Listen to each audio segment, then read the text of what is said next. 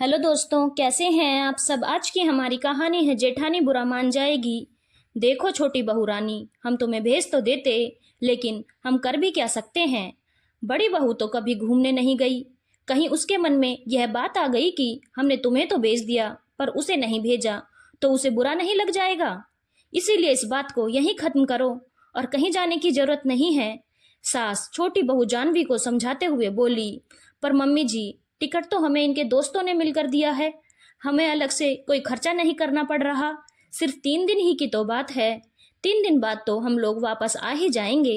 जानवी ने विनती करते हुए कहा। नहीं जानवी बहू, भले ही टिकट हो गए हों, तुम्हें खर्चा नहीं करना पड़ रहा, लेकिन मैं तुम्हें नहीं भेज सकती। आखिर मुझे घर में झगड़ा नहीं चाहिए। जब तुम्हारी जेठानी घूमने नहीं गई तो तुम भी नहीं जाओगी। बस कहकर सास ने बात को वहीं खत्म कर दिया। अरे, तुम क्यों बेवजह बीच में अड़ंगा लगा रही हो। बड़ी बहू तो इसलिए नहीं जा पाई थी क्योंकि उसकी शादी के 3 दिन बाद ही उसके दादाजी की मृत्यु हो गई थी। इसीलिए 15 दिन उसे मायके में रुकना पड़ा था। और उसके बाद हमारे बेटे नीरज की छुट्टियां खत्म हो गई, इसीलिए नहीं जा पाई। अब इन्हें तो जाने दो, ससुर जी ने कहा। लेकिन जब शाम को छोटा बेटा राजन घर आया तो आते ही उसने जानवी से कहा, तुमने पैकिंग कर ली? नहीं। जानवी के नहीं कहते ही उसने दोबारा पूछा, क्यों? क्योंकि मैंने मना किया है, तुम लोग कहीं नहीं जा रहे हो। अचानक अपनी मम्मी को बोलता देखकर राजन ने पूछा, क्यों, क्या बात हो गई मम्मी, हम घूमने क्यों नहीं जा सकते? शादी होते ही पर निकल आए तुम्हारे, जो मुझसे सवाल कर रहे हो। देखो, तुम्हारे भैया भाभी भी नहीं गए थे, इसीलिए तुम लोग भी नहीं जाओगे। पर मम्मी, ये तो मेरा वेडिंग गिफ्ट है। सभी दोस्तों ने मिलकर मुझे शिमला के लिए टिकट और वहां रहने के लिए होटल दी है। मैं वेडिंग गिफ्ट को कैसे मना कर सकता हूँ? मेरे दोस्तों को बुरा नहीं लगेगा? राजन ने कहा। मुझे कुछ नहीं पता। तुम्हारे दोस्तों को खुश करने के चक्कर में मैं अपने घर के अंदर लड़ाई झगड़ा नहीं करवाना चाहती। पर मम्मी जी, हमारे साथ तो स्थिति अलग थी। हम उस समय घूम कर नहीं आए तो क्या हुआ? कुछ महीने बाद तो घूमने ही गए थे ना। आप इन लोगों को जाने दीजिए, मुझे तो इनके घूमने जाने से कोई परेशानी नहीं है। तभी बड़ी बहू मीनल भी बोल पड़ी। अब जब बड़ी बहू ही बोल पड़ी तो सास को क्या समस्या थी? आखिर में उन्हें हाँ करनी ही पड़ी। हाँ सुनते ही जानवी और राजन ने अपने कमरे में जाकर फटाफट पैकिंग शुरू कर दी और दूसरे दिन शिमला के लिए रवाना हो गए।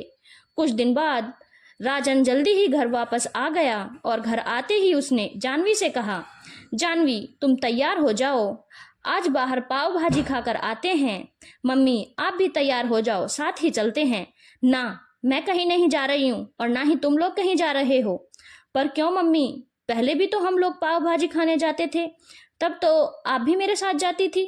राजन ने सवाल किया। देखो, बड़ी बहू मीनल बाहर जाकर कुछ खाकर नहीं आती, इसीलिए छोटी बहू भी नहीं जाएगी। कहीं बड़ी बहू को बुरा लग गया तो? अरे मम्मी, कैसी बातें कर रही हो आप। भाभी तो पहले भी नहीं जाती थी, उन्हें अल्सर की प्रॉब्लम थी। वो अगर तीखा मिर्च मसाला खाती हैं तो उन्हें अल्सर हो जाते हैं। राजन ने समझाते हुए कहा। हाँ पता है, लेकिन उसके मन में ये बात आ गई तो कि देवरानी तो बाहर खा पी कर आ रही है और वो यहाँ पर घर का सादा फीका खाना खाती है। मम्मी, आपको हो क्या गया है? आप हर बात पर भाभी पर क्यों डाल देती हो? पहले तो आप ऐसा नहीं करती थी। राजन नाराज होते हुए बोला। पहले मेरी सिर्फ एक बहू थी, अब मेरी दो दो बहू हैं, तो ये मेरी जिम्मेदारी बनती है कि मैं दोनों को एक समान रखूं। मुझे मेरे घर में लड़ाई झगड़े नहीं चाहिए। आखिर अपनी मम्मी की बात सुनकर राजन नाराज होकर अपने कमरे में चला गया और उस दिन वो लोग पाव भाजी खाने भी नहीं गए। मीनल भी वहीं खड़ी थी, लेकिन उसने कुछ नहीं कहा। अब तो ये अक्सर ही होने लगा था। कहीं आना जाना हो या कोई नया सामान खरीदना हो, हर चीज पर सास रोक देती और हर बार कारण यही बताती कि कहीं जेठानी को बुरा ना लग जाए। अब जानवी इन सब बातों से चिढ़ने लगी थी, साथ ही साथ उसे मीनल से भी चिढ़ होने लगी थी। अरे, वो खुद कहीं नहीं जाती तो उसके आने जाने पर टोक क्यों है?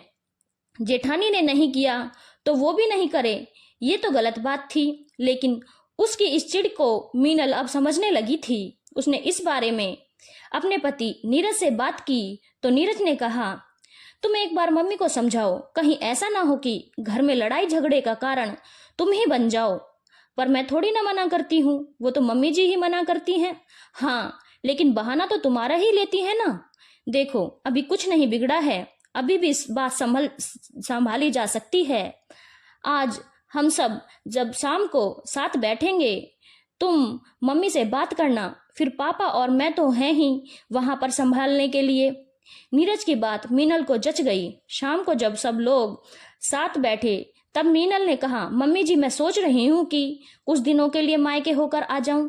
मम्मी, पापा से मिले बहुत दिन हो गए हैं, लेकिन बहू अगर तुम चली जाओगी तो छोटी बहू के मन में नहीं आएगा कि उसे भी मायके जाना है। अचानक सास की बात सुनकर जानवी हैरान होकर उनकी तरफ देखने लगी।